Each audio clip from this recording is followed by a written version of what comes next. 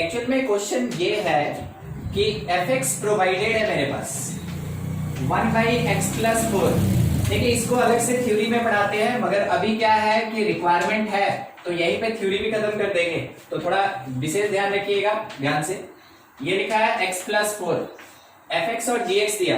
पहला क्वेश्चन ये पूछा गया कि f प्लस जी बताओ, तो देखिए f प्लस जी का मतलब, अच्छा दूसरा क्वेश्चन भी हम थोड़ा लिख लें, उसके बाद ही हम इसमें डील करेंगे। अच्छा आप लोग एक और चीज ध्यान रखेंगे, अब से आपका जो भी क्लास होगा ना, तो आप स्टार्टिंग में वेटिंग रूम में रहेंगे, ठीक है, तो थोड़ा वेट करना है आपको वहां पे, और आपको वेरीफाई करके फिर इंटर कर लिया जाएगा, ठीक है। तो उसके लिए आप ऐसा ना सोचिए कि पता नहीं मेरा ज्वाइन हो रहा है कि नहीं, आप बिल्कुल वहां पे थोड़ी देर वेट करें, वेरीफाई करके आपको फिर ज्वाइन कर लिया जाएगा, ठीक है। देखिए मान लीजिए जैसे कि अपने पास ये जो क्वेश्चन दिया फर्स्ट एफ एक्स और जी एक्स, तो इसमें पूछा गया कि f प्लस जी बताओ कितना होगा। तो f प्लस जी का सीधा सेंस बनता है कि एफ एक्स प्लस जी एक्स, ठीक है। तो करना क्या है, सिंपल एफ एक्स को उठाइए, तो मान लीजिए जैसे फर्स्ट के बेसिस पे अगर बात करें तो एफ एक्स दिया 1/x+4 और जी एक्स अपने क्वेश्चन में कितना प्रोवाइड किया x+4। आप इसको नॉर्मली एलसीएम लेके सॉल्व कर दे, जो आएगा वही आपका आंसर हो जाएगा। तो आप यहाँ पे समझ रहे हैं कि ये लगभग इतना आने वाला है, आप बस इसको सॉल्व कर लीजिए, 4 लिखा है, ठीक है। x² + 8x + 17 डिवीजन में x+4, ठीक है, ये मिल गया f प्लस जी। सेकेंड अगर हम लोग से ये बोला जाएगा, सॉरी बी नंबर अब ले रहे हैं, अगर f माइनस जी बोला तो हम क्या लिखेंगे, एफ एक्स माइनस जी एक्स। तो मेरे क्वेश्चन में जो एफ एक्स दिया उसमें से सब्ट्रैक्ट कर देंगे हम लोग जी एक्स को, माइनस एक्स प्लस को। बाकी आप एलसीएम लेके देख लें कि क्या आने वाला है, तो ये आएगा 1 - x² - 8x और -16 डिवीजन में अपने पास आएगा x+4। मतलब मैथमेटिकली सॉल्व कर लेना है, कुछ ज्यादा नया चीज है नहीं है। x² + 8x - 15 + 8x और माइनस का +15 डिवीजन में x+4, ठीक है। अब इस चीज को आप खुद से करने का कोशिश करेंगे, हम यहाँ पे बस बताते चले आपको। अगर क्वेश्चन में लिखा f × g, तो आप क्या करेंगे, एफ एक्स को मल्टीप्लाई करेंगे जी एक्स से। तो अब चाहे मेरे पास ऐसा फर्स्ट टाइप का क्वेश्चन रहे या फिर इस सेकेंड टाइप का क्वेश्चन हो, आपके पास एफ एक्स है, आपके पास जी एक्स है, मान लीजिए इसमें सेकेंड क्वेश्चन ही बना दें हम, तो इसमें सिंपल cos x × ex लिख देना और कुछ नहीं करना, आप उसको वहीं पे छोड़ देंगे, ठीक है। अच्छा अगर इसमें एडिशनल कुछ पूछा तो देखते चलिएगा। मान लीजिए बोला कि f + g ऑफ 1/2 कितना होगा ये बताओ, तो आपको क्या करना है ना, f × g निकालना है इस तरीके से और x के जगह पे 1/2 पुट करना है। मींस क्या लिखेंगे, cos 1/2 और इसके इनटू में e⁻1/2, ठीक है। तो अपने पास 4 तरीके का होता है। f + g का मतलब क्या हो गया, fx + gx। f - g का मतलब हो गया fx - gx। f × g का मतलब है fx को मल्टीप्लाई किया जाए gx से, और f/g इसका सिंपल मीनिंग है fx will divided by gx, ठीक है। तो ये चीज आपको थोड़ा ध्यान में रखना होगा, तो ऐसा जो भी क्वेश्चन दिया आप उसको सॉल्व कर सकते हैं। समझे श्रेया? Yes sir. ठीक हो जाएगा ना, सबको क्लियर हो गया। देखिए ऐसा क्वेश्चन आपको मिलेगा, मतलब आपके लास्ट एक्सरसाइज में, फंक्शन के लास्ट एक्सरसाइज में आपको ऐसा क्वेश्चंस मिलेगा, तो इसी तरीके से बनाना है, ठीक है। और किसी का कोई क्वेश्चन हो ना, जरूर आप ढूंढ के रखें, ठीक है।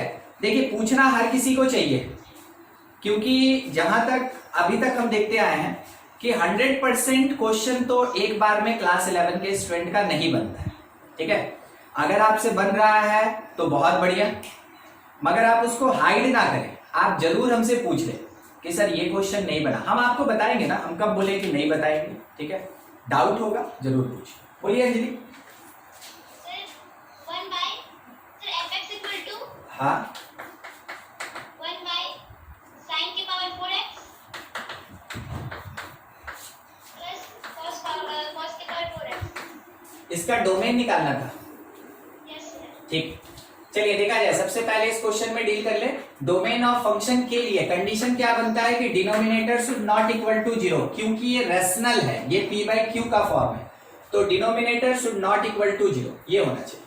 तो हम क्या लिखेंगे, sin to the power 4x plus cos to the power 4x should not equal to 0। बनाने के लिए कुछ नहीं, बस थोड़ा थ्योरेटिकल पार्ट है, समझा रहे हैं, ध्यान से देखिएगा। क्या बोल रहे हैं कि any real number, any number कोई भी, ठीक है, रियल का ही बात करते हैं, चलिए लिख लेंगे हम। Any real number two the power even, कोई हमको बताएगा ये पॉजिटिव होता है कि नेगेटिव होता है? ये पॉजिटिव होता है, बिल्कुल सही आप बोले। इसका मतलब ये हुआ कि यहां से अगर हम कन्वर्ट हो जाए तो हम कह सकते हैं साइन का पावर 4, क्योंकि ये लिखा क्या है ना, sine x whole power 4 cos x whole power 4 ये लिखा है। तो क्या हम इसको ऐसे समझे कि ये लिखा है पॉजिटिव प्लस पॉजिटिव, हम इसको ऐसे समझे, ये कॉन्सेप्ट है, यहां क्वेश्चन सॉल्व नहीं हो रहा है, ये कॉन्सेप्ट है। पॉजिटिव प्लस पॉजिटिव, रिजल्ट में आपको क्या मिला, पॉजिटिव प्लस पॉजिटिव, रिजल्ट में आपको क्या मिला, पॉजिटिव। यानी आप ये कह सकते हैं कि this part sin to the power 4x plus cos to the power 4x not equal to 0 for all each and every x belongs to real number. x का वैल्यू कुछ भी ले लीजिए, sin टू द पावर 4 और plus cos to the power 4 कभी 0 के बराबर नहीं होगा। और अपना ये जो स्टेटमेंट है ना कि x belongs to real number, ये हमको डोमेन देगा। मतलब नहीं समझे सर, कहना क्या चाहते हैं हम, ये कहना चाहते हैं कि sin to the power 4x plus cos to the power 4x जो इंडिविजुअली पॉजिटिव है वो कभी भी 0 के बराबर नहीं होगा। दिस स्टेटमेंट ऑलवेज ट्रू, अगर ये स्टेटमेंट ऑलवेज ट्रू हो गया तो domain of function belongs to all real number. तो देखिए इसमें सॉल्व कुछ नहीं करना है, केवल आपको क्या करना है कि यहां से कॉन्सेप्ट के बेसिस पे आंसर देना है। सॉल्व करने वाला चीज अब समझाते हैं, ठीक है। देखिए कैसे लेंदी हो जाएगा वो, अल्टरनेटिव प्रोसेस एडिटर कहते हैं उसको। देखिए मान लीजिए लिखा है sin to the power 4 plus cos to the power 4x। Trigonometry से इसको सॉल्व करेंगे और थोड़ा सा इसमें अलजेब्रा भी लगेगा, ठीक है, देखते चलिएगा। तो हम लिख सकते हैं साइन स्क्वायर x का स्क्वायर, देखते चलिएगा। क्या हम इसको ये लिख सकते हैं? अगर आपको कहीं डाउटफुल लगा कि नहीं सर नहीं लिख सकते, आप तुरंत हमको बोलेंगे cos square x to the power 2। It is like a square plus b square, ये किसके जैसा है, a square plus b square by the algebra. Formula को क्या हम ऐसे लिख सकते हैं, प्लस b का whole square minus 2a square b square. Confirm कीजिए हाँ कि ना, बोलिए yes, ठीक है। अब अगर आप ऊपर से कंपेयर करें तो आपको समझ में आ गया होगा कि किसको हम a कह रहे हैं और किसको हम b कह रहे हैं, ठीक है, यहां दिखा। अब इसके अकॉर्डिंग ये जो पार्ट है इसी का कन्वर्जन है, a plus B whole square में sine square x plus cos square x का whole square minus 2 sine square x into cos square x, ये लिखा जा सकता है। क्या आप ये फॉर्मूला कभी पढ़े हैं? Sine square theta plus cos square theta कितना होता है, 1। तो ये ब्रैकेट में ना 1 हो गया, माइनस देखिएगा मेरा एक अरेंजमेंट, हम यहाँ पे 2 से मल्टीप्लाई करके 2 से डिवाइड कर रहे हैं, 2 से मल्टीप्लाई भी किए और 2 से डिवाइड भी कर रहे हैं। बहुत ध्यान से, आप ये भी पढ़े हैं शायद, हम देखे हैं, मतलब जब जूनियर के टीचर्स पढ़ाते हैं ना तो हम भी तो क्लास देखते रहते हैं, तो हम देखे हैं। आप शायद ये पढ़े कि ये क्या होता है, ये फॉर्मूला कभी पढ़े ट्रिग्नोमेट्री में, 2 sine theta into sine 2x, बहुत बढ़िया, 2 sine x into cos x that is sine 2x, 2 sine x into cos x is sine 2x, ठीक है।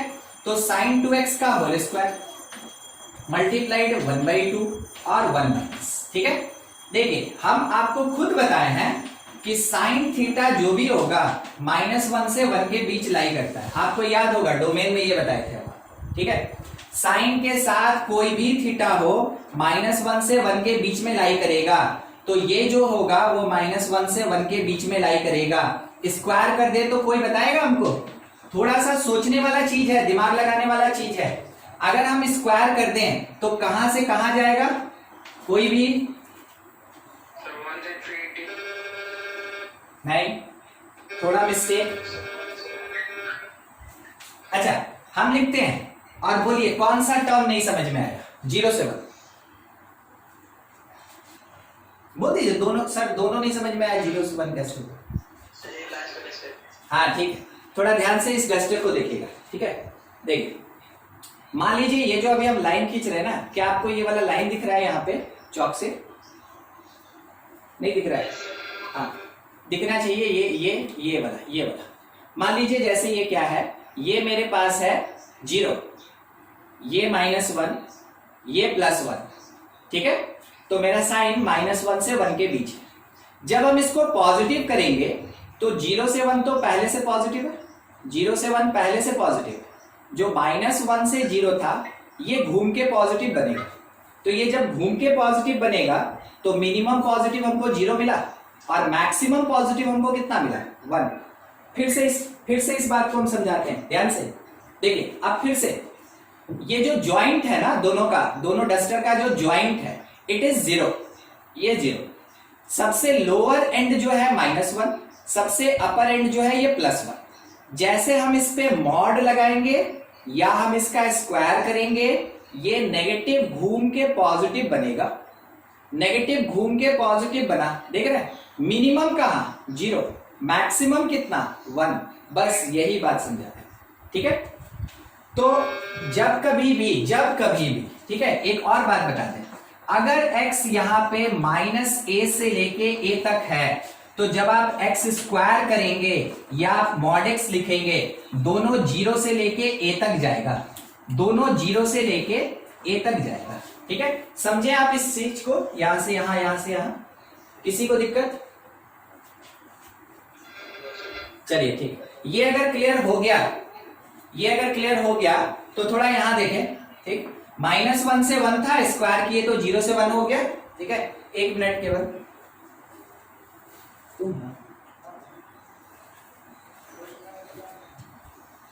नहीं ठीक है, रहने दो, अभी मेरे पास।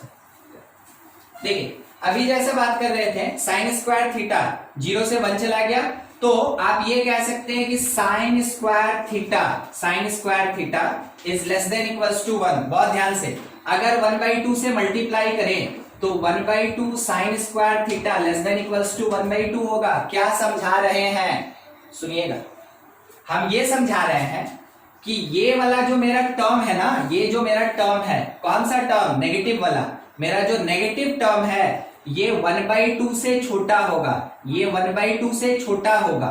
मान लेते हैं 1/2 के बराबर भी हो गया तो भी ये 1 - 1/2 मतलब क्या मिलेगा, 1/2।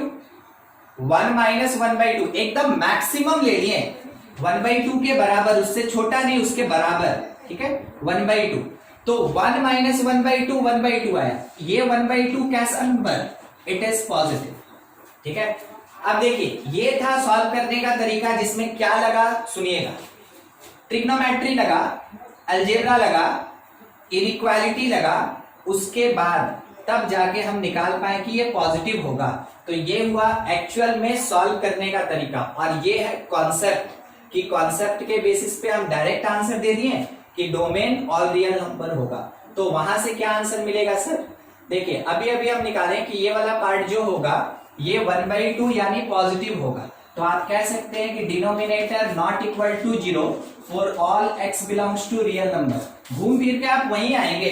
कॉन्सेप्ट याद है, शॉर्टकट में आंसर आया, नहीं याद है, सॉल्व करना चाहते कीजिए, ये तरीका होता है। थोड़ा लॉन्ग कट जाएगा मगर आपको आंसर वही मिलेगा, ठीक है। दोनों तरीके से बता दिए, कहीं कोई डाउट किसी को? ये ट्रिग्नोमेट्री है, आप ध्यान रखिएगा।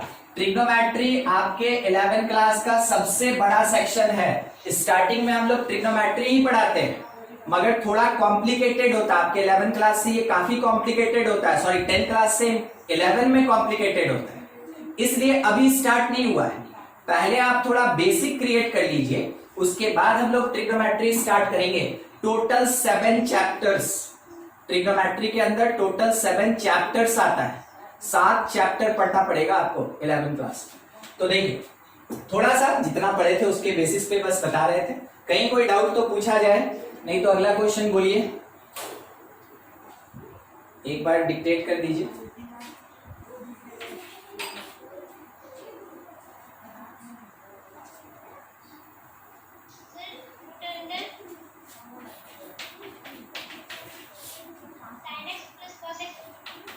Sign x plus cos x, बस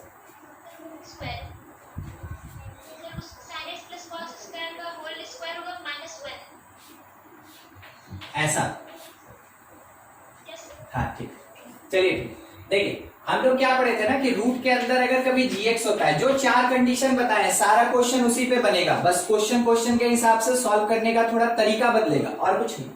अगर रूट अंडर जीएक्स होता है तो हम लोग सीखे हैं कि g x should be greater than equal to 0, इसी कॉन्सेप्ट को यहाँ पे लेके चलेंगे, ठीक है।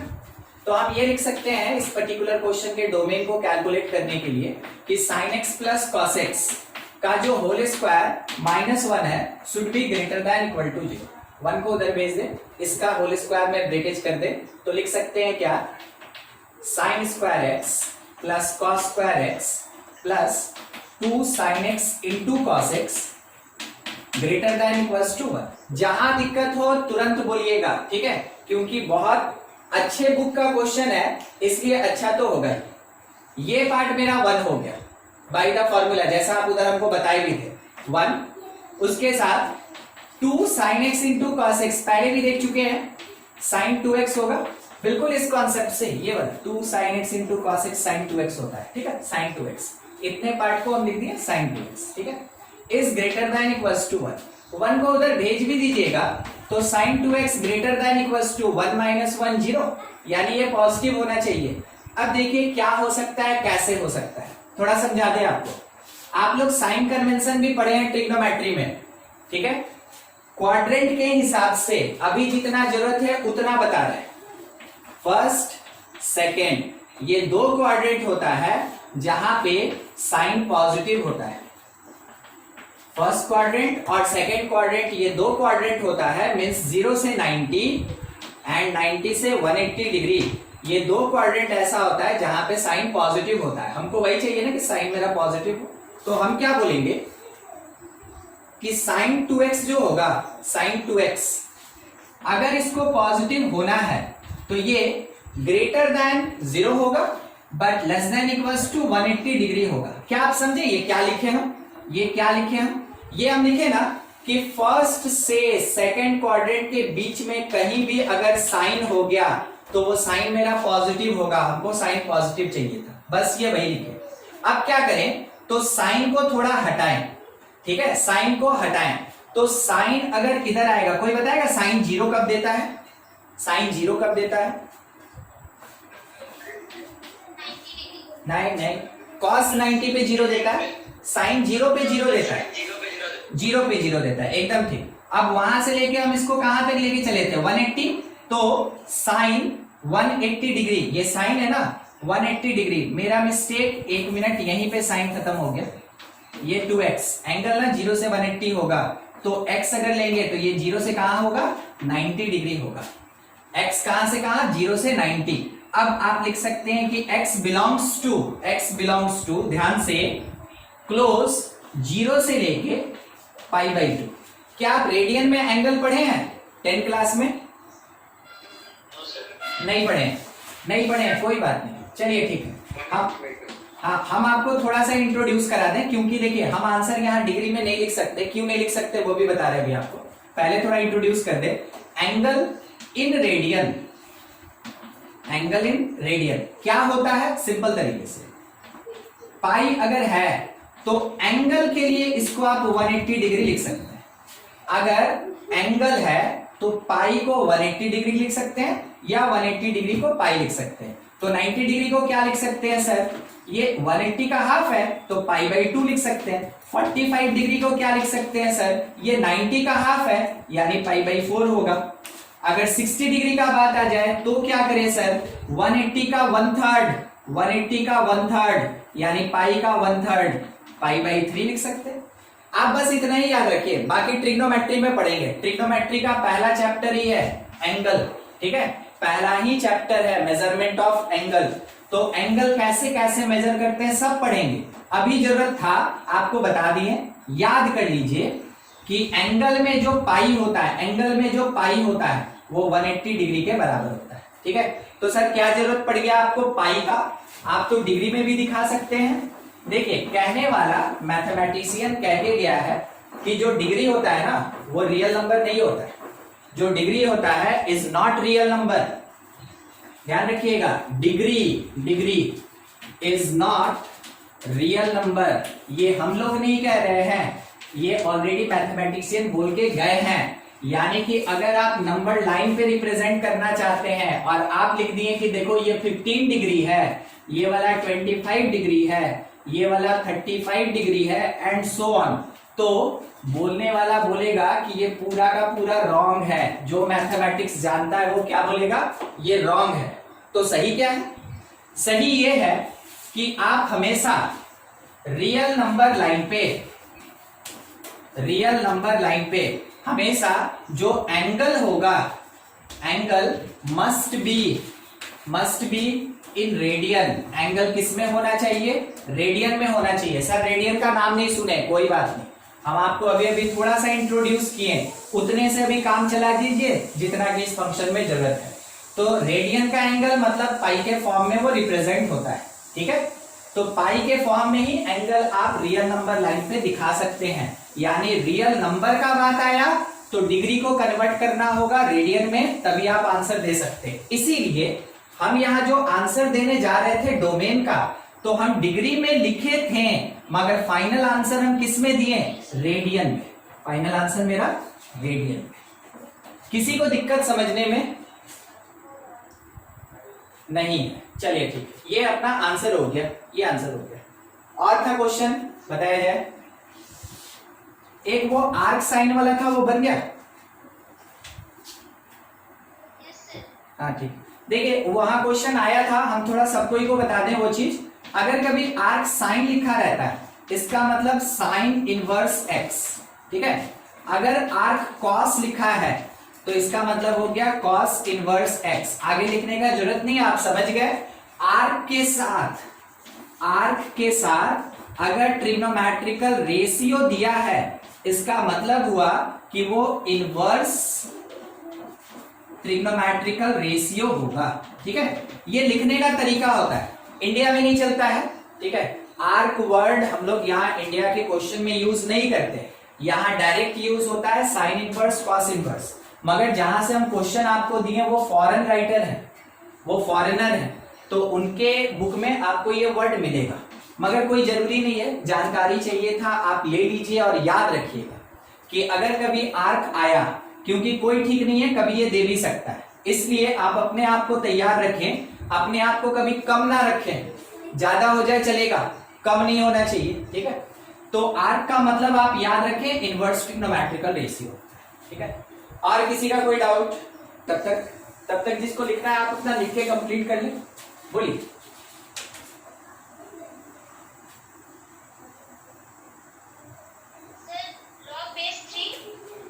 fx equals to log base 3 x। हाँ ठीक है, हाँ ठीक है, देख लीजिए आप।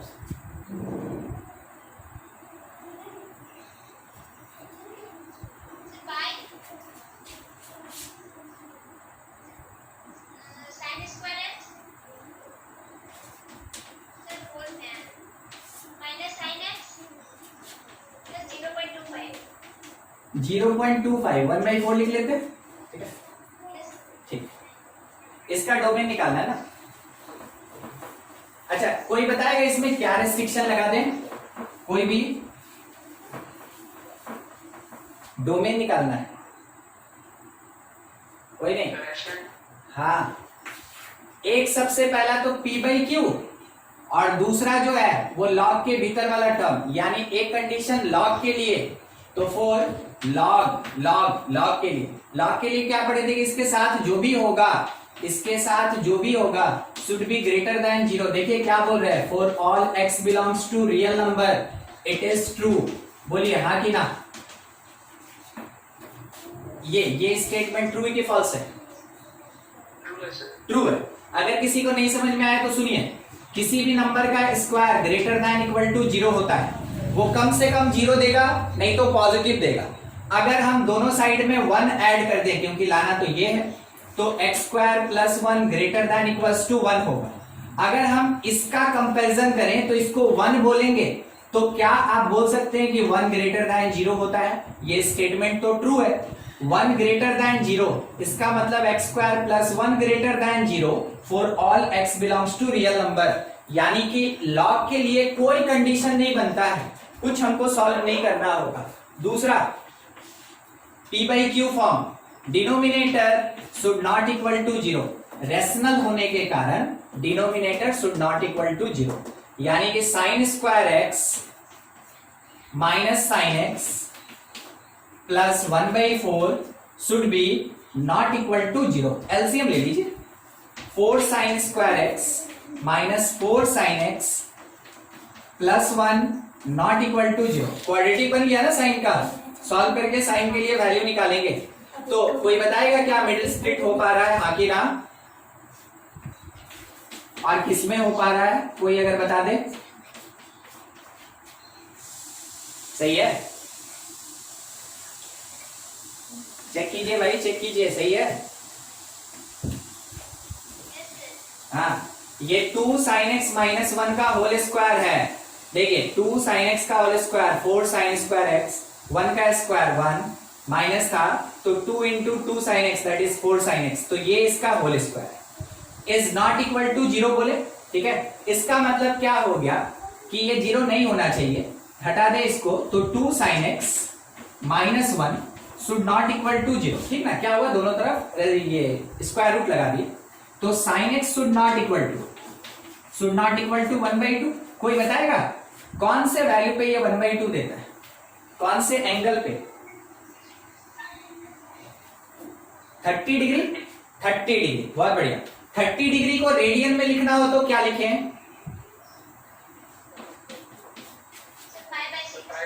π/6 एकदम से। तो x should not equals to π/6, x should not equals to π/6, बस यही चीज है। तो x कोई भी रियल नंबर हो सकता है, बस क्या नहीं होगा वो सुन लीजिए। इसके लिए बहुत सारा आंसर होगा, बहुत सारा आंसर होगा, हम आपको दिखाएंगे, मगर अभी के लिए हम केवल आंसर लिख रहे हैं। देखिएगा, it is 2n pi plus n pi plus -1 to the power n π/6। ठीक है, ये थोड़ा कॉम्प्लिकेटेड हो गया ना कि सर कहां से आप ये सब लिख दिए, हमको तो समझ में ही नहीं आता। हम आपको अभी बता रहे हैं, ये ट्रिग्नोमेट्रिकल इक्वेशन आपके बुक में, आर डी शर्मा बुक में 10th या 11th नंबर चैप्टर है। ठीक है, पूरा का पूरा चैप्टर है कि आंसर ऐसे कैसे लिखा जाता है, उसी पे हम आपको समझाएंगे, छोड़ेंगे नहीं।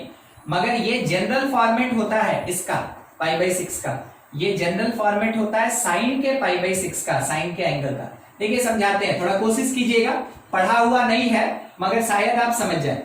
देखिए, अगर साइन मेरा 1/2 दे रहा है तो दो जगह पॉसिबिलिटी है, एक 30 डिग्री पे और दूसरा 120 डिग्री पे। 120 होगा ना, 90 प्लस 30 ना, 90 प्लस 60, 150 पे, 150 सॉरी 150। ठीक है, तो दो जगह पॉसिबिलिटी होगा, एक 30 डिग्री पे और एक 150 डिग्री पे। समझाते हैं कैसे क्या लिखा गया। इसको हमेशा बोला जाता है इवन पाई, क्योंकि आप ध्यान से देखें तो 0 होगा, फिर 360 होगा, तो इसको बोला जाता है इवन पाई। इवन पाई में ऐड किए π/6, इवन पाई में ऐड किए π/6, तो यहां पहुंचे ये लाइन। इसको बोला जाता है ऑड पाई, ऑड पाई यानी 2n प्लस या -1 पाई, ऑड पाई। किसको बोला गया ऑड पाई? नेगेटिव एक्स को। किसको बोले इवन पाई? Positive x. इवन पाई में जब सब्ट्रैक्ट कीजिएगा आप 30 डिग्री यानी π/6, तो आप यहां पहुंचेंगे। सोच के देखिए ना, 180 डिग्री -30 150 होता है, तो यहां पहुंचिएगा। तो ऑड पाई में माइनस करना है π/6 और इवन पाई में प्लस करना है π/6। अब आपको ध्यान कहां देना चाहिए? इस जगह पे इस नंबर के साथ इवन तो प्लस, ऑड तो माइनस करना है, ऑड तो माइनस करना है, ठीक है। देखिए अगर आप -1 का पावर इवन डालेंगे ये प्लस होगा, -1 का पावर ऑड डालिएगा ये माइनस होगा, ठीक है। तो वही दोनों चीज को मिला के हम ऐसे आंसर लिखें, ये मेरा फाइनल आंसर होगा, ये मेरा फाइनल आंसर होगा, ठीक है। और अभी अगर आप में से जो समझ गए बहुत बढ़िया, जो नहीं समझे कि सर ये कैसे लिखे हैं तो थोड़ा वेट कर लीजिए। ट्रिग्नोमेट्रिकल इक्वेशन पूरा चैप्टर ही केवल इसी के बेसिस पे है कि ये लिखा कैसे जाता है, ठीक है। चलिए ठीक है, ये था आपका आंसर। बाकी सब तो समझ गए होंगे अंजलि, इसमें शायद हो सकता है दिक्कत, ठीक है। तो अभी के लिए आप एटलीस्ट इतना लिख लीजिएगा, थोड़ा वेट कर लें, इस चैप्टर में आएंगे तो आप खुद से लिखना सीख जाएंगे, ठीक है। और किसी का कोई डाउट नहीं तो आप इसको नोट कर लें। हाँ बोलिए बोलिए। fx is equals to fx equals to cos pi square x cos pi square x plus plus cos minus pi square x cos minus pi square x, where x denotes the integral part of x। अच्छा अच्छा हम समझ गए, तब वो ऐसे होगा, इस तरीके से है क्या? सर पाई है ब्रैकेट में, पूरा पूरा ब्रैकेट में है ना ऐसे? नहीं सर सिर्फ पाई है। ऐसा? Yes sir. हाँ ठीक ठीक है, उसका मीनिंग बदल जाएगा, हम बस बता रहे हैं, फिर से एक बार हम थोड़ा लिख लें उसको, नहीं तो मीनिंग बदल जाएगा, ठीक है। देखिए फिर से हम उस क्वेश्चन को लिख रहे हैं, इसको ग्रेटेस्ट इंटीजर कहते हैं, ठीक है। स्क्वायर एक्स, आज यही फंक्शन पढ़ना है, चलिए यहीं से स्टार्ट कर लेंगे। माइनस पाई ग्रेटेस्ट इंटीजर में और इसका स्क्वायर। अब क्वेश्चन सही है ना जैसा वहां लिखा हुआ है? Yes sir. हाँ ठीक है, उसके बाद where x denotes the integral part, ठीक है, write the value of x by f pi by 2। X pi by 2, sir f pi by 2। ओ f pi by 2, function function function, ठीक ठीक, ये था क्वेश्चन। चलिए ठीक है, थोड़ा सा सुन के समझ के नए टाइप का फंक्शन का हम लोग फाइनली क्वेश्चन लिख लिया, ठीक है। आपको थोड़ा समझाते चलते हैं, ध्यान रखिएगा। ये फंक्शन का अपने आप में एक टाइप होता है which is called greatest integer function. थोड़ा सा मीनिंग समझा रहे हैं, बाकी डील करेंगे जब फंक्शन पढ़ेंगे। इसके अंदर अगर कोई भी इंटीजर डालें, कोई भी नंबर डालें, बाहर आएगा इंटीजर। ध्यान से देखिएगा, 2.5 को लिख सकते हैं 2 + 0.5, 2 कॉल्ड इंटीजर, 0.5 कॉल्ड फ्रैक्शन, ठीक है। तो किसी भी एक रियल नंबर को इंटीजर प्लस फ्रैक्शन में लिख सकते हैं, जो पॉइंट से पहले होगा दैट इज द इंटीजर। तो अगर कभी स्क्वायर ब्रैकेट के अंदर लिखा हुआ है 2.79, आप बाकी को छोड़ देंगे, बाहर देखेंगे क्या निकल रहा है 2, ये होता है इंटीजर, ग्रेटेस्ट इंटीजर। और बता दें अगर माइनस लग गया तो मेरा मन करेगा यहां -2 निकालने का, मगर इसका प्रॉपर्टी होता है, इस स्क्वायर ब्रैकेट, इसको कहते हैं ग्रेटेस्ट इंटीजर फंक्शन। इसका प्रॉपर्टी होता है कि अगर नेगेटिव में फ्रैक्शन कंटेन कर रहा है तो नेगेटिविटी 1 यूनिट बढ़ जाएगा, यानी -2 बदल जाएगा -3 में। बताइए ये कितना होगा?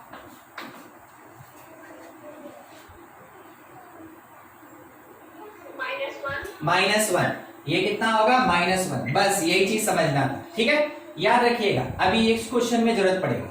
अब fx जो लिखा है ना, ये थोड़ा समझा रहे थे कि स्क्वायर ब्रैकेट क्या है, मगर खत्म नहीं हुआ, ये काफी बड़ा होता है, हम लोग पढ़ेंगे।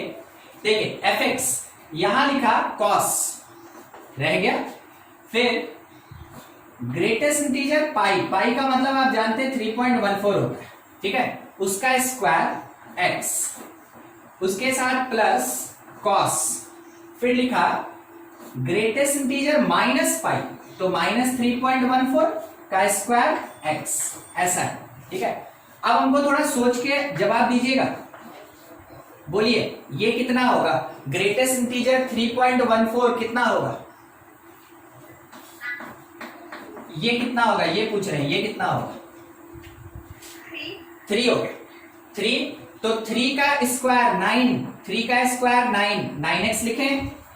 ठीक है, अगला, अगर ग्रेटेस्ट इंटीजर में -3.14 है, क्या बाहर निकलेगा? -4, हाँ -4 और -4 का स्क्वायर करें तो 16, तो लिख सकते हैं cos 16x। लीजिए आपको फंक्शन मिल गया, मेरा फंक्शन fx मिल गया। अब क्वेश्चन बोला कि बताओ f π/2 कितना होगा, क्या करना चाहिए? x के जगह π/2 पुट करना चाहिए। सॉल्व करते हैं, एक लाइन, केवल हम क्वेश्चन हटा रहे हैं यहां से, बस आंसर अब लिखना बाकी रह गया है। देखते चलिएगा, fx क्या मिला, हम थोड़ा यहां लिख ले फ्रेश। वहां से fx मिला cos 9x और प्लस cos 16x। हमसे मांगा कि f π/2 बताओ क्या होगा। हम x के जगह π/2 पुट करेंगे, तो it is cos 9 π/2 plus cos 16 π/2। ठीक है, ये यहां से कट के 8 हो गया। ठीक है, और ये रह गया उतना ही। समझा रहे आपको, देखिएगा, इसको हम शायद 4π प्लस π/2 लिख सकते हैं। 9 π/2 को 4π प्लस π/2 लिख सकते हैं। ठीक है, प्लस cos 8π रहने दीजिए, 8π। ठीक है, अब मेरा जो काम का चीज है ना, उस पर थोड़ा हम आपको ध्यान दिलवाते हैं। ये इवन की ऑड पाई, बोलिए, ये इवन पाई यहां होंगे पॉजिटिव एक्स में। अब इसमें बोला ऐड कर दो π/2 यानी 90 डिग्री, तो पहुंच गए 90 डिग्री पे, और 90 डिग्री पे cos का वैल्यू कितना होता है? 0। ये वाला मेरा 0 हो गया पहला टर्म, ध्यान से। दूसरा है cos 8π इवन पाई की ऑड पाई? इवन पाई यानी इसी लाइन पे। अच्छा, क्या हम लोग सबको ही जानते हैं कि ये लाइन 0 डिग्री होता है? ठीक है, हाँ। अब cos 0 का वैल्यू कितना होता है? cos 0 1, तो 0 प्लस 1, फाइनल आंसर मेरा कितना आया? 1। तो आपके क्वेश्चन का आंसर आएगा 1। समझे ना, ये 0 कैसे हुआ और ये 1 कैसे हुआ? फाइनल आंसर अपना 1। ठीक है, श्रेया समझ में आया? Yes, sir. ठीक है, और किसी को कोई डाउट इसमें? आपका क्वेश्चन था, आप तो समझ गए। बाकी अगर रेस्ट किसी भी स्टूडेंट को कोई भी डाउट है किसी टर्म में, जरूर पूछ लें। चलिए, टाइप्स पढ़ रहे थे, उसी में कंटिन्यू है। ठीक है, टाइप्स ऑफ रियल फंक्शन में ही कंटिन्यू रहेंगे अभी। ठीक है, टाइप्स ऑफ रियल फंक्शन में कंटिन्यूड है। शायद हम लोग 7 नंबर तक कर चुके थे। 8 number function is called signum function. पूरा नाम लिख दें, सिग्नम फंक्शन। ठीक है, सिग्नम फंक्शन कहते हैं, रिप्रेजेंट करते हैं SGN से। ठीक है, सिग्नम को रिप्रेजेंट किया जाता है शॉर्ट में SGN से। तो देखिए क्या मीनिंग होता है, कैसा होता है। सिंपल सा डेफिनेशन है कि fx अगर कभी mod x by x हो when x not equal to 0 और 0 हो जबकि x 0 हो, तो कौन 0? x अगर 0 होगा तो फंक्शन 0 होना चाहिए। x अगर 0 से छोटा या 0 से बड़ा होगा तो fx mod x by x होना चाहिए। आपको याद है ये मॉडुलस पिछले क्लास में पढ़े थे हम लोग। ठीक है, उसके बेसिस पे तो हम क्या किए कि 3 पार्ट में इसको रीडिफाइन किए, क्योंकि पिछले क्लास में ये सीखे थे कि कभी भी मॉडुलस होता है उसको रीडिफाइन किया जाता है। अगर x 0 के बराबर नहीं तो 2 केस बनता है, या तो x लेस देन 0 होगा या फिर x ग्रेटर देन 0 होगा, और तीसरा तो मेरे क्वेश्चन में दिया ही कि x इक्वल टू 0 होगा। अब ध्यान से समझते चलिएगा। आप पिछले क्लास में ये सीखे थे कि mod x 2 पार्ट में डिवाइड होता है, एक -x होता है और एक +x होता है। तो -x कब होता है? जब x लेस देन 0 होता है, और +x कब होता है? जब x ग्रेटर देन 0 होता है। इस कॉन्सेप्ट को रखें। इसके बेसिस पे सोचिए, x लेस देन 0 तो mod x किस में टूटा? -x में, बाई x नीचे का वैसे ही रह गया। x जब ग्रेटर देन 0 तो mod x किस में टूटा? +x में, बाई x जैसे था वैसे लिख दिए। x इक्वल टू 0 पे 0 है, लिख लिए। ठीक है, हर कोई ये समझ गया होगा कि अब तो इसको काटेंगे, कैंसिल करके -1, कैंसिल करके, सॉरी कॉमा दे चुके हैं, कैंसिल करके 1, और ये तो 0 का 0। तो फिर से एक बार फंक्शन को लिखना चाहेंगे इज -1, कब? जब x लेस देन 0 है। Function equals to +1 when x greater than 0, function equal to 0 when x equal to 0। ठीक है, तो सर दो पार्ट में बता रहे हैं इसका मीनिंग क्या है। देखिए अब समझा रहे हैं आपको इसका मीनिंग क्या है, क्यों ऐसे समझा रहे हैं। ये जो है ना, ये वाला, इसको कहते हैं variable form. It is called variable form of signum function, of signum function. ये वेरिएबल फॉर्म जो x कंटेन करे, तब तो सर आप इसको कांस्टेंट फॉर्म बोलिएगा। हाँ ठीक है, ये कौन है? It is the constant form of signum function, of signum function. ठीक है, तो सिग्नम फंक्शन को दो तरीके से रिप्रेजेंट किया जाता है, एक होता है वेरिएबल फॉर्म, एक होता है कांस्टेंट फॉर्म। देखिए कैसे अप्लाई करेंगे और क्वेश्चन में कैसे दिया रहेगा, उसके बाद ग्राफ देखेंगे हम लोग। मान लीजिए लिखा है सिग्नम x²। ठीक है, यहां पे x² या x² -1 ये मान लीजिए ना, तो इस सिग्नम x² -1 को आप चाहें तो ऐसे लिख सकते हैं, ये -1 होगा जब x² -1 लेस देन 0, ये +1 होगा जब x² -1 ग्रेटर देन 0, ये 0 होगा व्हेन x² -1 इक्वल टू 0। देखिए क्या किया गया, आपको हम थोड़ा हाईलाइट करके दिखा रहे हैं, वैसे आप ध्यान दे चुके होंगे। देखिए x के जगह x² -1 लिखे, तो अगर फंक्शन में चेंज हुआ तो यहां भी हर x के जगह पे यहां x² -1 हमको लिखना पड़ेगा। ठीक है, ये तरीका। दूसरा, मान लीजिए अगर मेरे क्वेश्चन में कभी ऐसे दिया कि सिग्नम sin x है, तो बोला वेरिएबल फॉर्म में दिखाओ, वेरिएबल फॉर्म में हम लिखेंगे mod sin x variable form में, बाई sin x कब की बात? जब x not equal to 0 and it is 0 when x equal to 0। बोला कांस्टेंट फॉर्म में लिख के दिखाओ, हम लिखेंगे signum sin x that is equals to -1 when x less than 0 +1। मेरा मिस्टेक है कहीं? कहीं मेरा मिस्टेक कहां पे? हाँ यहां पे, ये वाला। देखिए अभी अभी बात किए ना, यहां जो लिखा रहेगा वही यहां पे चलेगा। ठीक है, तो हमको क्या करना था, यहां sin x लिखना था, यहां sin x लिखना था। ठीक है, हम इसमें गलती नहीं किए थे, क्योंकि जहां x 0 नहीं होगा वहां पे sin x भी 0 नहीं होगा। ठीक है, जब कभी भी, रूपम पंखा दिख रहा है, थोड़ा बंद कर दीजिए तो वीडियो। हाँ, जब भी x 0 नहीं होगा sin x भी 0 नहीं होगा, जब x 0 होगा sin x भी 0 होगा। आप जानते हैं कि sin x कब 0 देता है? आप जानते हैं sin x कब 0 देता है? जब x 0 होता है। ठीक है, तो sin x इक्वल टू 0 मतलब x इक्वल टू 0। बस इसी कारण से हम वहां पे एक मिस्टेक करके आए थे, मगर यहां वो चीज हम नहीं लिख सकते, समझे? यहां हम ये नहीं लिख सकते हैं, तो ऊपर पूरा कॉन्फिडेंस में हम x लिख के चले आए थे, मगर जब हम यहां पे लिख रहे थे ना x, तो हमको अपना गलती पता चला कि ना यहां तो गलती कर रहा है, यहां गलती नहीं हुआ था मगर यहां तो गलती कर रहा है। ठीक है, तो लिखने का जो तरीका होता है ना, वो भी आपके किसी किसी ऑप्शन में प्रेजेंट होगा और केवल उतना ही डिफरेंस होगा, और वही आपको बताएगा कि आपका आंसर सही है कि गलत। ठीक है, तो देखिए यहां हमको जरूर सही करना चाहिए, यहां हमको लिखना चाहिए कि when sin x less than 0, when sin x greater than 0 and it is 0, कब? जब sin x equal to 0। Meaning समझे? ठीक है, बोलिए बोलिए।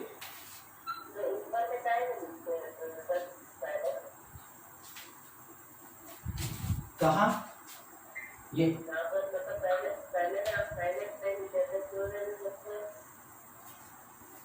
ये वाला मत,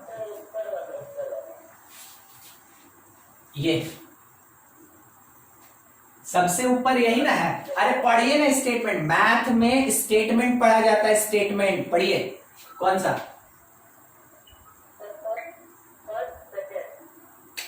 फर्स्ट सेकंड से नहीं होता है, ऐसे पढ़ा जाता है। Signum sine x is equal to mod sine x by sine x when sine x not equal to 0, ऐसे पढ़ा जाता है। पढ़िए कौन सा?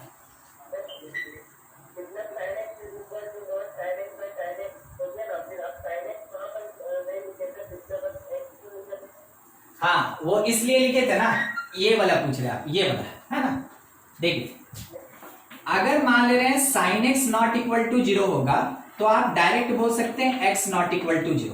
ये दोनों एक ही चीज है, क्योंकि अगर एक्स 0 होता है तो 0 एंगल पे साइन हमेशा 0 देता है। तो अगर मेरा sine x not equal to 0 non 0, इसका मतलब एंगल भी 0 नहीं है। तो ये दोनों चीज एक ही है, ये दोनों एक ही है।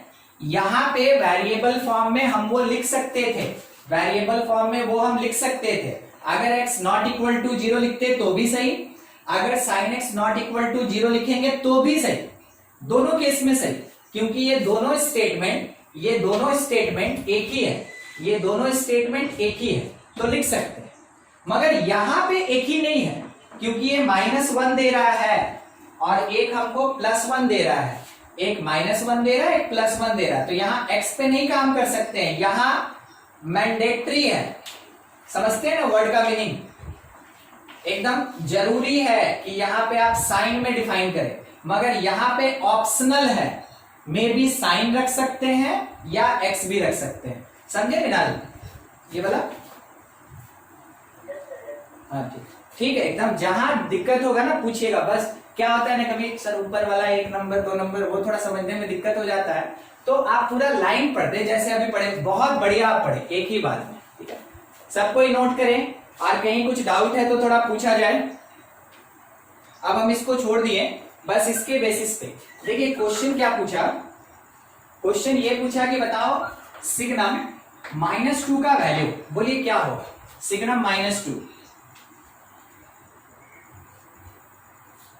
हम इसको देखें, -2 लेस देन 0 कि ग्रेटर देन 0? Less than 0। वो इस एरिया से बिलोंग करेगा, -2 x लेस देन 0 से बिलोंग करेगा। वैसे केस में सिग्नम फंक्शन क्या देता है? -1। डायरेक्ट आंसर आपका होगा -1। कोई पूछ दिया कि सिग्नम 400 बताओ क्या होगा, आप क्या कीजिएगा? इस नंबर को देखेंगे, ये नंबर मेरा कैसा है? पॉजिटिव, यानी x ग्रेटर देन 0। ये नेगेटिव था, हम लिख नहीं पाए, x लेस देन 0। 400 यानी पॉजिटिव, x ग्रेटर देन 0, क्या आंसर होगा? 1 होगा। ठीक है, अगर बोल दिया कि बताओ सिग्नम पाई, बोलिए आंसर सिग्नम पाई। नहीं, 1 पाई जो होता है ना, ये 3.14 होता है ना, और 3.14 इज ग्रेटर देन 0। तो जब ग्रेटर देन 0 यानी कि जब भी पॉजिटिव होगा, पॉजिटिव, वैसे केस में आंसर मेरा हमेशा 1 होगा। ठीक है, ऐसे क्वेश्चन पूछता है इसमें। अब मान लीजिए इसी का एक थोड़ा अपर लेवल हम लोग बात कर लें यहीं पे। तो बोला क्या ना कि f(x) that is equals to signum x plus signum x² plus 1। ठीक है, और बोला कि x greater than 2, x greater than 2, तो f2 का वैल्यू क्या होगा? मान लीजिए ऐसे f2 का वैल्यू क्या होगा? ये नहीं भी रहा तो कोई बात नहीं, ये छोड़ दीजिए। f2 का वैल्यू क्या होगा, बोलिए तो क्या होगा? नहीं, देखिए signum x plus signum x² plus 1 है ना, 2 पुट करेंगे तो क्या लिखेंगे? सिग्नम 2 और प्लस सिग्नम 2 का स्क्वायर प्लस 1 सिग्नम 5। तो सिग्नम 2 भी 1 दिया अपना और सिग्नम 5 1 दिया अपना, और दोनों मिलके कितना हो गया? 2। ठीक है, तो आंसर क्या आएगा? 2। ध्यान रखिएगा, जितनी बार सिग्नम और उसके अंदर जो नंबर वो +1 -1 या 0 देगा। ठीक है, फिर से ट्राई करते हैं एक क्वेश्चन और, ऐसा ही क्वेश्चन आता है, बस उसके प्रॉपर्टी पे रहता है। ठीक है, अच्छा अगला एक और क्वेश्चन लिखा है कि जो gx एक फंक्शन है वो है signum x² plus 1 plus signum sin x plus signum cos x और बोला कि फाइंड जी पाई, ठीक है, जी पाई का वैल्यू क्या होगा। पाई मतलब एंगल में बात करें तो 180 डिग्री लेके सोचिएगा, ठीक है। तो देखिए क्या हो सकता है, कोई बताएगा जी पाई। हम लिख रहे हैं, वैसे आप सॉल्व कर लीजिए। सिग्नम साइन पाई और प्लस सिग्नम कॉस पाई। हाँ बोलते चलिए, सिग्नम पाई स्क्वायर प्लस 1 कितना देगा, 1 देगा, 1 देगा, एक का काम खत्म। साइन पाई का वैल्यू कितना होता है, मान लीजिए नहीं पता, मान लीजिए नहीं पता। साइन 180 डिग्री के आपको पता है, साइन 180 डिग्री किसी को भी नहीं पता, नहीं, अच्छा ठीक है, कोई बात नहीं ना, नहीं पता है तो हम बताएंगे ना, नहीं पता है तो कोई बात नहीं, हम सोचे पता होगा इसलिए हम क्वेश्चन दे दिए। साइन 180 का वैल्यू 0 होता है, हमेशा एक्स एक्सिस पे साइन 0 होता है, चाहे वो 0 हो या 180 हो, चाहे वो इवन पाई हो या फिर ऑड पाई हो, हमेशा साइन का वैल्यू 0 होता है। एक्स एक्सिस पे फ्लैट हॉरिजॉन्टल लाइन पे साइन हमेशा 0 होता है, ठीक है, और कॉस वर्टिकल लाइन पे हमेशा 0 होता है। तो साइन यहाँ पे 0 हो गया, साइन 0 हो गया, तो साइन 0 सिग्नम 0 कितना होता है, 0 होता है। जब x इक्वल टू 0 हो तो सिग्नम 0 देता है। अच्छा, कॉस पाई का वैल्यू हम आपको बता रहे हैं, शायद आपको नहीं पता है। कॉस पाई मतलब कॉस 180 डिग्री, और कॉस 180 डिग्री का वैल्यू -1 होता है। आप बोलिए -1, सिग्नम -1, ये -1 देगा। अब देखिए इसको सॉल्व कर लीजिए, क्या आंसर आया, 0। तो जी पाई का वैल्यू कितना आएगा, 0 आएगा, ठीक है। तरीका देख लिए कैसे सॉल्व करना है। तो पूरा का पूरा ना केवल इस कांस्टेंट के बेसिस पे ही क्वेश्चन पूछा जाता है इसका, और कुछ नहीं बेस होता है इसका, ठीक है। नोट करें आप, फिर उसके बाद ग्राफ देखा जाए। यहाँ पे ये तो पहले का चीज है, हटा रहे, ग्राफ ऑफ सिग्नम फंक्शन। तो कौन सा फंक्शन, f x is equals to signum x is equals to -1 when x less than 0 plus 1 when x greater than 0, it is 0 when x equal to 0, ठीक है। 3 बार आपको पहले से बताया गया है। fx का मतलब हम लोग y बोलते हैं, y, तो हम लिख सकते हैं y is equals to -1, y is equals to +1 और y equal to 0, ध्यान रखिएगा। तो y equal to constant parallel to x axis below origin, ठीक है। फिर y equals to 1 parallel to x axis above origin के ऊपर, और y equal to 0 is at origin। 3 location है, तीनों लिख दिए हम, ठीक है, कांस्टेंट फंक्शन की तरह। देखिए कैसे बनेगा, y इक्वल टू -1 नीचे बनेगा, ये होगा y इक्वल टू -1, कौन से पॉइंट से पास करेगा, 0 -1 से। y इक्वल टू 1 ऊपर होगा, ये है y इक्वल टू 1, कहां से पास करेगा, 0 1 से, ठीक है। और ये है मेरा ऑरिजिन, क्योंकि ये y एक्सिस था और ये x एक्सिस था, ये है ऑरिजिन। अब देखिए कंडीशन क्या कह रहा है कि y इक्वल टू 1 कहां रहेगा, y इक्वल टू 1 कहां रहेगा, जब x पॉजिटिव होगा। x पॉजिटिव y के राइट होता है कि लेफ्ट होता है, राइट साइड है, तो y equal to 1 right side में होगा, लेफ्ट में नहीं होगा, खत्म। अच्छा, दूसरा फंक्शन -1 जब x लेस देन 0 है, यानी y इक्वल टू -1 तब रहेगा जब x लेस देन 0, किधर, लेफ्ट की राइट, लेफ्ट साइड, तो राइट साइड वाला हट जाएगा, ठीक है, ये हो गया। अब क्या यहाँ पे इंक्लूडेड है, अगर नहीं है तो सर्कल बनाना होगा। कैसे पता करें, देखिए यहाँ कहीं इक्वल टू दिख रहा है क्या, नहीं, नहीं, तो यहाँ पे क्या होगा, एक हॉलो होगा, यहाँ पे क्या होगा, एक हॉलो होगा, तो वो पॉइंट गया कहाँ, यहाँ पे। ठीक है, ये ग्राफ बन के तैयार। तो आपको बता दें ग्राफ कौन है, कहां तक होगा। देखिए ये होगा मेरा ग्राफ, ऐसे ये एक ग्राफ इधर, ठीक है, और ये पॉइंट जो है ये भी ग्राफ का पार्ट है। यानी सर ग्राफ कितना बना हमको तो समझ में ही नहीं आया, हम बता रहे हैं यहां से इधर गया, यहां से इधर आया और बीच में एक पॉइंट, ये है graph, graph of signum function. ऐसा होता है ग्राफ ऑफ सिग्नम फंक्शन। कभी भी आप एक्स एक्सिस और वाई एक्सिस को ग्राफ का पार्ट नहीं समझेंगे। एक्स और वाई एक्सिस क्या होता है, रेफरेंस लाइन। जैसे हम आपसे बोले कि आप 6 फीट ऊंचे हैं या 6 फीट लंबे हैं, तो बताइए मेजरमेंट कहां से हुआ,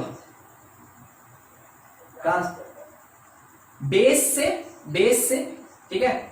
आप अगर 1-2 सीढ़ी ऊपर चले गए या फिर है ना आप अपने बेड के ऊपर खड़े हो गए या किसी कुर्सी उर्सी पे खड़े हो गए, क्या आप 6 फीट के ही रहेंगे? आपका हाइट नहीं बढ़ा, मगर आपका ये जो पोजीशन था उसका हाइट बढ़ गया। क्यों? तो 2 चीज, अगर आप कुर्सी का बेस लेते हैं आप 6 फीट के ही रहेंगे, अगर आप अपने घर का फ्लोर लेते हैं आप 7-8 फीट के हो जाएंगे। कैसे चेंज हुआ, आदमी तो वही है, रेफरेंस पोजीशन बदल गया। तो जो रेफरेंस पोजीशन बदलता है तो हर चीज बदल सकता है। तो ये जो रेफरेंस लाइन होता है ना, वाई एक्सिस और एक्स एक्सिस, इसको कभी ग्राफ का पार्ट नहीं समझा जाता है। तो आप ये समझिए कि ये इमेजिनरी है और ये भी इमेजिनरी है। तो क्या बचा, ग्राफ केवल कितना बचा, ये होता है सिग्नम एक्स का एक्चुअल ग्राफ, मगर बनाते ऐसे ही। ठीक है, नोट कीजिएगा। और थोड़ा एक क्वेश्चन पूछ ले, कोई डोमेन बताएगा क्या, डोमेन?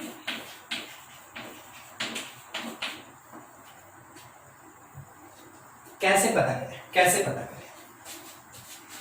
यहां से सारा पॉजिटिव आ रहा है, यहां से सारा नेगेटिव आ रहा है, तो नेगेटिव भी आ गया, पॉजिटिव भी आ गया और जीरो भी आ गया, तो बचा क्या, सब तो आ गया। सब आने का मतलब और रियल नंबर, और रियल नंबर। ठीक है, अच्छा अब सवाल आया रेंज का। रेंज क्या, तो रेंज देखिएगा इसका क्या होता है। आप चाहे यहां कुछ भी रख दीजिए, कुछ भी, कोई भी नंबर, कोई भी नंबर, -1, 1 और 0 छोड़ के कोई चौथा वैल्यू आपको मिलेगा, हाँ कि ना? नहीं, तो आपको 3 ही वैल्यू मिलेगा, 3 ही वैल्यू मिलेगा। तो किसका 3 ही वैल्यू मिल रहा है, फंक्शन का। और जो फंक्शन का वैल्यू होता है, जो y का वैल्यू होता है, उसी को तो रेंज कहते हैं। तो फंक्शन का जो जो पॉसिबल वैल्यू हो सकेगा, दैट इज कॉल्ड रेंज। तो यहां पे क्या क्या पॉसिबिलिटी है, तो कर्ली ब्रेस में लिखेंगे represent a set which contain -1, +1 and 0। तो जब भी सिग्नम फंक्शन होगा, डोमेन होगा और रियल नंबर, मगर रेंज केवल 3 ही नंबर होगा, -1, +1 और 0। ठीक है, ये होता है। चलिए इसको नोट करें आप, कहीं कुछ दिक्कत है, डाउट है तो पूछा जाए।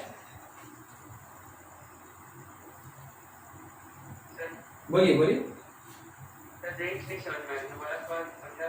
रेंज ना, इसको हटाए, अच्छा नहीं, हटाने का क्या जरूरत है, आप थोड़ा बस यहीं पे ध्यान दीजिएगा। देखिए फंक्शन के अंदर नेगेटिव रखे, आंसर आया -1। फंक्शन के अंदर पॉजिटिव रखे, आंसर आया +1। फंक्शन के अंदर में 0 रखे, आंसर आया 0। अब फंक्शन के अंदर पॉजिटिव है तो 1 ही आ रहा है। आप आंसर देखते चलिएगा, -1 है, 1 है, 1 है, फिर से 1 है, 1 है, और 1 है, 0 है और -1। देखिए जितना अभी हम सर्कल किए ना, इसमें आपको 3 नंबर के अलावे और कुछ दिख रहा है? नहीं, नहीं दिख रहा है। इसका मतलब क्या हुआ ना कि हम अंदर में कोई भी नंबर डालें, नेगेटिव, पॉजिटिव या 0, हर बार -1, 1 और 0 ही मिलेगा। तो फंक्शन के लिए आपसे अगर कोई सवाल पूछे कि देखो सिग्नम और यहां पे कोई नंबर है x, तो आपसे पूछा बोलो क्या क्या पॉसिबिलिटी हो सकता है, क्या क्या वैल्यू आ सकता है, आप आंसर क्या दीजिएगा? -1, 1 और 0। मतलब आप ये नहीं पूछे कि x कितना होगा, वो आपसे पूछा पॉसिबिलिटी कितना होगा, तो आप बोले कुछ भी x रख दीजिए, आंसर तो -1, 1 और 0 यही तीनों में से कुछ आएगा। तो जो अपने फंक्शन का वैल्यू आया दैट इज कॉल्ड रेंज। इस कारण से रेंज में -1, 1 और 0 लिखे, समझे? ठीक है पीयूष, एकदम ऐसे ही, जहां नहीं समझ में आया जरूर पूछना है, ठीक है? बहुत बढ़िया सर। कुछ x के वैल्यू कुछ भी ले ले तो -1, 1 और 0 ही क्यों आता है, कोई नंबर क्यों नहीं आता? इसलिए ना, देखिए ये सब तो नोट कर लिए होंगे आप। देखिए x का वैल्यू लीजिएगा तो x एक्सिस पे लीजिएगा, ठीक है? यहाँ पे आप x का कोई भी वैल्यू रखें, देखिए y कॉन्स्टेंटली 1, 1, 1, 1 हो रहा है, मतलब क्या होगा ना कि आप इस पॉइंट को देखें तो ये 1, 1 है मान लीजिए, तो ये पॉइंट मेरा होगा 2, 1, ये पॉइंट मेरा होगा 3, 1, इधर का पॉइंट होगा मेरा 4, 1। तो देखिए x वैरी कर रहा है मगर क्या y वैरी कर रहा है? वही मिल रहा है, ठीक है सूरज? यस यस समझ गए सर। अब बस वही बात यहाँ पे भी था और 0 पे तो 0, ठीक है? ठीक है, चलिए थोड़ा सा और 10 मिनट का एक चीज है, खत्म ही कर लिया जाए, that is called exponential function. और अगले क्लास में तब रह जाएगा लॉग पढ़ना। आप लोग के असाइनमेंट सेक्शन में लॉग टेबल है, आप लोग उसको डाउनलोड करके और अगले क्लास में ना ओपन करके रखिएगा। अगर पॉसिबल हो सके तो आप किसी बुक में से लॉग टेबल या आपके प्रैक्टिकल कॉपी के पीछे लॉग टेबल दिया रहता है, वहां से ओपन करके रखिएगा। अगर कहीं से नहीं मिला तो असाइनमेंट सेक्शन में डाला हुआ है, जरूर रखिएगा। नेक्स्ट बात कर रहे हैं शायद 9 number, exponential function. Exponential function कैसा होता है और कैसे समझेंगे कि वो एक्सपोनेंशियल है। पहला लाइन बहुत ध्यान से, इफ वेरिएबल एट एक्सपोनेंट या पावर, एक्सपोनेंट या पावर में अगर वेरिएबल है then it is exponential function, तब इसको एक्सपोनेंशियल फंक्शन कहते हैं, ठीक है? मीनिंग क्या हुआ? पावर में वेरिएबल होना चाहिए, पावर में वेरिएबल होना चाहिए, एक्सपोनेंशियल कहेंगे, एक्सपोनेंशियल, ठीक है? एक्सपोनेंशियल फंक्शन बोलेंगे। जैसे देखिए अगर लिखा 2 to the power x, 4 to the power x, e to the power x, 7 to the power x, -3 to the power x, ये सब एक्सपोनेंशियल है, ठीक है? सब एक्सपोनेंशियल फंक्शन है। अगर लिखा x का पावर 2, ध्यान से, x का पावर 4, ठीक है, x का पावर e, x का पावर 7 x का पावर -3, ये सब का सब ध्यान रखिएगा अलजेब्रिक फंक्शन है, ठीक है? अलजेब्रिक फंक्शन है। तो आपको सबसे पहले इन शॉर्ट किसको कहते हैं एक्सपोनेंशियल, वो चीज बताएं। मान लेते हैं सर नीचे में भी अगर वेरिएबल और ऊपर भी वेरिएबल, तो हम बोले अगर आप पावर में वेरिएबल देखें एक्सपोनेंशियल बोलिए, नीचे बेस में क्या दिया उससे कोई मतलब नहीं, पावर में अगर वेरिएबल किसी भी फॉर्म में है वो एक्सपोनेंशियल। इसका मतलब ये हुआ कि अगर sin x का पावर cos x देगा तो बोलिए एक्सपोनेंशियल होगा कि नहीं? एक्सपोनेंशियल, क्योंकि हमको नहीं देखना है कि नीचे क्या दिया, हमको देखना है कि ऊपर क्या दिया, पावर में क्या दिया। अगर पावर में वेरिएबल है तो वैसे केस में वो एक्सपोनेंशियल फंक्शन होगा ही होगा। बस इतना ही याद रखिएगा, ये आपको आइडेंटिफाई करवा देगा किसको एक्सपोनेंशियल कहते हैं। जनरल एक्सपोनेंशियल फंक्शन जो होता है, जनरल एक्सपोनेंशियल फंक्शन, वो fx is equals to e to the power x होता है। fx is equals to e to the power x, सबसे जनरल जिसको एक्सपोनेंशियल कहते हैं। तो ये एक्सपोनेंशियल का e नहीं है, e यहां पे कहलाता है नेपियर्स कांस्टेंट, e कहलाता है नेपियर्स कांस्टेंट। और नेपियर्स कांस्टेंट जो होता है ये लाई करता है 2 से 3 के बीच में, जरूरत पड़ने पे e का अप्रॉक्स वैल्यू 2.71 आप ले सकते हैं, ठीक है? अप्रॉक्सीमेटली आज तक ऐसा क्वेश्चन नहीं बना जिसमें e का वैल्यू पुट करने का जरूरत हो, मगर किसी क्वेश्चन में कम से कम वैल्यू पता होना चाहिए, तो जाके आप उस क्वेश्चन को सॉल्व कर सकते हैं। इसीलिए बताया दिया जाता है कि E अप्रोक्सीमेटली 2.71 होता है। ठीक है, बस इतना ही आपको इसमें याद रखना है। और जनरल एक्सपोनेंशियल कौन? e⁻x। ठीक, अब आया कि इसका ग्राफ कैसे बनाएं। उससे पहले ध्यान से समझिएगा, ये हमेशा काम आएगा। अगर x अप्रोच करेगा इंफिनिटी, इंफिनिटी समझते हैं ना, वेरी लार्ज नंबर, तो वैसे केस में e⁻x भी इंफिनिटी होगा। अगर x इंफिनिटी होगा तो e⁻x भी इंफिनिटी होगा। अगर if x approaches to minus infinity, तो ध्यान रखिएगा e⁻x 0 होता है। सर कैसे होता है? देखिएगा, अगर e⁻−x का बात करें तो इसको लिख सकते हैं 1/e⁻x। ठीक है, ऐसे लिखा जा सकता है। अगर मेरा x इंफिनिटी हो गया तो हम इसको लिख सकते हैं 1/e⁻∞। और e का पावर इंफिनिटी अगर इंफिनिटी होता है तो किसी भी नंबर में इंफिनिटी से डिवाइड करें कितना? 0। दिखाते हैं कैसे होता है। आप अभी इंफिनिटी को पहचानते नहीं। इंफिनिटी मतलब बहुत बड़ा नंबर है, ठीक ना। तो 1,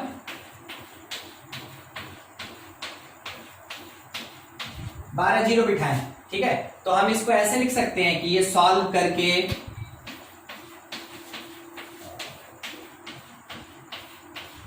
ऐसा आएगा। ठीक है, मान लीजिए आपके पड़ोसी, आपका दोस्त आपको बोला लो इतना पैसा लो और जाओ दिवाली बना लो। ठीक है, आप भी खुश हो गए, कुछ तो मिला। मगर जब बाजार जाइएगा कुछ मिलेगा, कुछ खरीद पाइएगा, हाँ कि ना?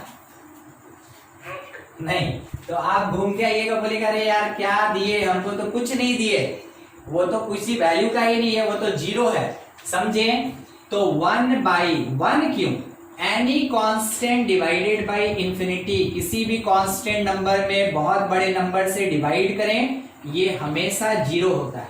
तो किसी भी जगह, फिजिक्स, केमिस्ट्री, मैथमेटिक्स, कहीं भी अगर डिनोमिनेटर में इंफिनिटी दिखा, इसका मतलब वो 0 होगा। ऊपर क्या है मतलब नहीं, डिनोमिनेटर में इंफिनिटी दिखा वो हमेशा 0 होगा, याद रखिएगा। ठीक है, तो 1/∞ कितना होता है? 0 होता है। इसीलिए हम आपको यहाँ पे थोड़ा सा प्रूफ करके बता दें कि कैसे वो 0 होता है। तो 1/∞ आपके पास 0 आएगा। तो देखिए, अगर x -∞ हुआ तो e का पावर x यानी e का पावर -∞ यानी 1/∞ और ये कितना होगा? 0। इसीलिए लिखे कि ex कितना होगा? 0। याद रखिएगा, वो बहुत सारे क्वेश्चन में काम आता है। ऊपर वाला चीज ये समझाने के लिए था, हटा रहे। अच्छा, अगला, अगर x मेरा 0 हो जाए तो कोई बताएगा e⁻x कितना होगा? 1। जब भी एक्सपोनेंशियल से रिलेटेड ग्राफ बनाना हो तब, जब भी एक्सपोनेंशियल से रिलेटेड ग्राफ बनाना हो, यही 3 वैल्यू आपको काम देगा। ठीक है, ये बेसिकली कहाँ यूज होता है? Used in formation of graph. ठीक है, ग्राफ बनाने में ये काम आता है। कैसे काम आता है वो देखिए। तो यहाँ पे हम लोग ग्राफ का बात करेंगे, ध्यान रखिए। मान लीजिए जैसे मेरे पास fx e⁻x दिया, हम क्या करेंगे ना, 3 वैल्यू लेंगे। देखिए कैसे लेंगे, एक x और एक y। y मतलब आप समझते होंगे वो fx है, y मतलब कौन? fx। एक बार x को -∞, एक बार 0, एक बार इंफिनिटी। तो अगर x -∞ है तो ex कितना होगा? देखिए ऊपर देख के बताइए कितना होगा। अगर x -∞ है तो कितना? 0। अगर x 0 है तो ex कितना होगा? 1। अगर x इंफिनिटी है, ex कितना होगा?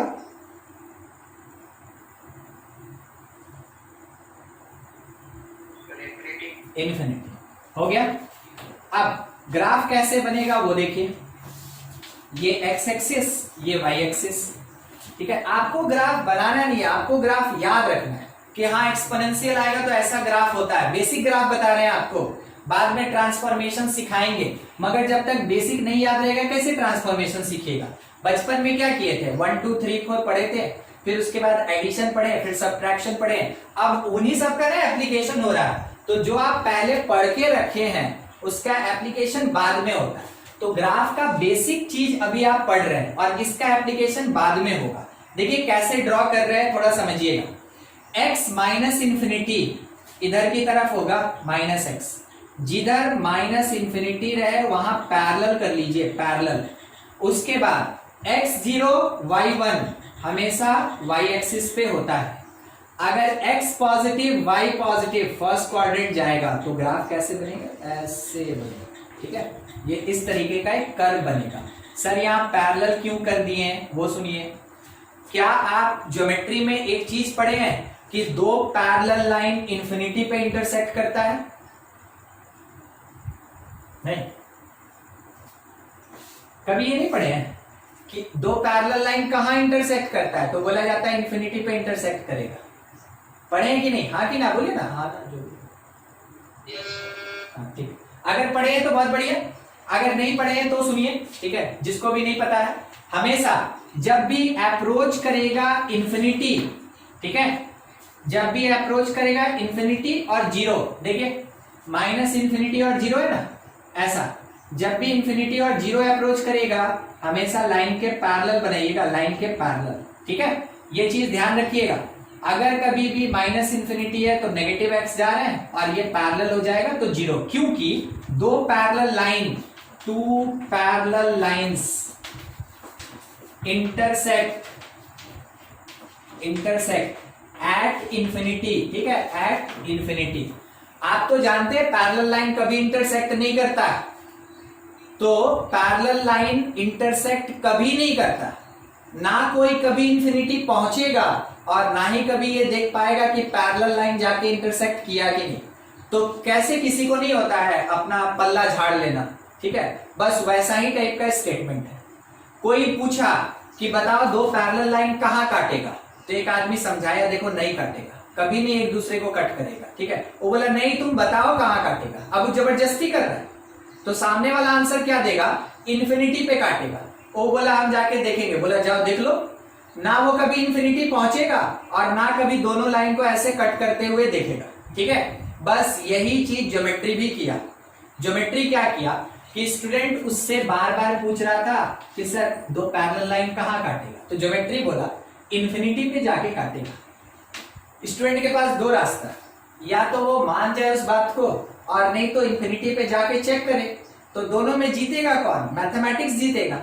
या तो आप उसकी बात को मानिए और नहीं तो चलते रहिए पैदल, पूरा एकदम पृथ्वी का चक्कर लगा के वापस आ जाइएगा, मगर पैरेलल लाइन कभी काटेगा नहीं। तो कोई सामने वाला पूछा क्यों, मिला नहीं, तो वो पूछा क्यों, बोला हम तो इन्फिनिटी तक पहुंच रहे थे मगर इन्फिनिटी हमसे दूर जा रहा था। ठीक है, इसलिए ना कभी कोई इन्फिनिटी रीच कर सकता है और ना कभी दो पैरेलल लाइन कभी कट कर सकता है। तो इसका मीनिंग क्या हुआ सर, इतना एक्सप्लेन करके समझा दिए, मीनिंग क्या हुआ।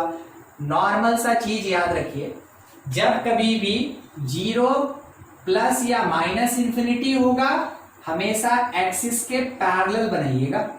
अभी क्योंकि x माइनस इंफिनिटी था तो नेगेटिव x की तरफ बनाए, अगर ये प्लस इंफिनिटी होता पॉजिटिव x की तरफ बनाते, अगर y इंफिनिटी और x जीरो होता इधर बनाते, अगर नेगेटिव y इंफिनिटी और x जीरो होता इधर बनाते।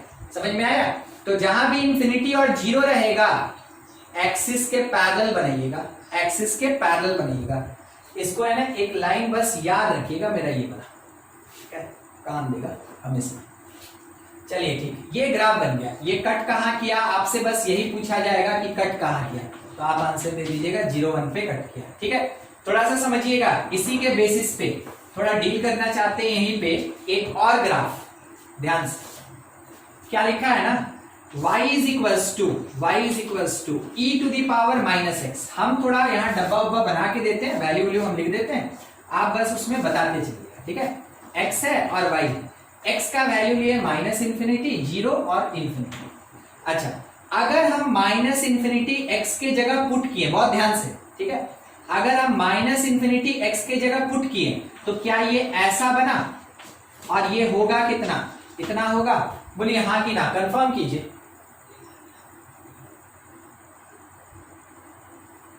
नहीं समझे? हाँ। अगर जो नहीं समझा तो भाई थोड़ा विशेष ध्यान, x के जगह x के जगह माइनस इंफिनिटी रखें, बाहर का माइनस इसको प्लस बनाएगा और e to the power infinity कहाँ जाता है? इंफिनिटी। तो ये इंफिनिटी हो गया। चलिए ठीक, अगर हम x के जगह 0 रखें तो e का पावर -0 वैल्यू बोलिए।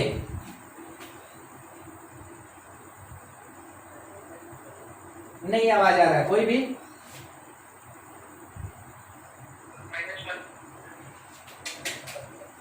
नेगेटिव क्या किया ना, इसको ऐसा बना दिया, नेगेटिव पावर हमेशा उसको रेसिप्रोकल लेके जाएगा। अब बोलिए e का पावर 0 1 होता है तो 1/1 कितना देगा? 1। यानी एक्सपोनेंट और रूट में थोड़ा सा आप लोग को कंफ्यूजन है, दिक्कत है, ठीक है। चलिए ठीक है, ये 1 हो गया। लास्ट वाला, अगर x के जगह पे इंफिनिटी पुट करें तो देखिएगा -x लिखा है, माइनस इंफिनिटी कितना वैल्यू देगा? कोई भी?